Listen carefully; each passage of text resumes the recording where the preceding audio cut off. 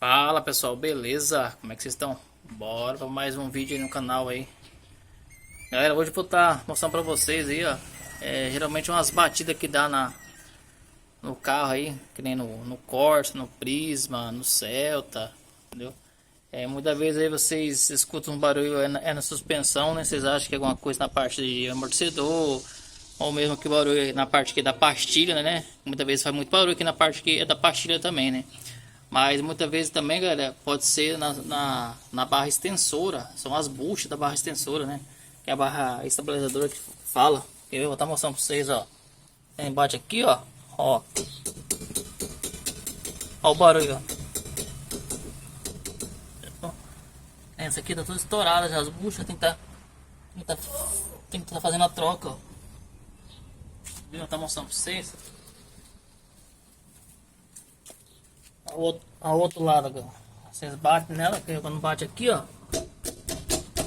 Olha o barulho que faz, ó. Entendeu? E a gente pensa que pode ser as pastilhas batendo ali, mas não é. Pode ser também na parte daqui, que nem foi você, nessa barra extensora, né? Que é a barra estabilizadora aqui, ó. Aí o barulho.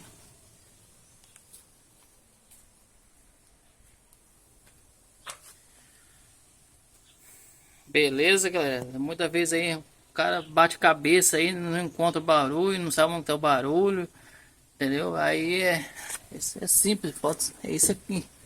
Parte da barra estabilizadora aqui, da barra extensora. Aí tem que estar substituindo as buchas, né? Pode ver como tá aqui, ó. Já tem que substituir. Eu tenho que estar substituindo também o morcego tá aqui também, né? Que é o morceguinho que eles falam. Mas é isso aí, galera. Se gostou do vídeo aí, deixa o like aí. Qualquer coisa aí, comenta aí, beleza?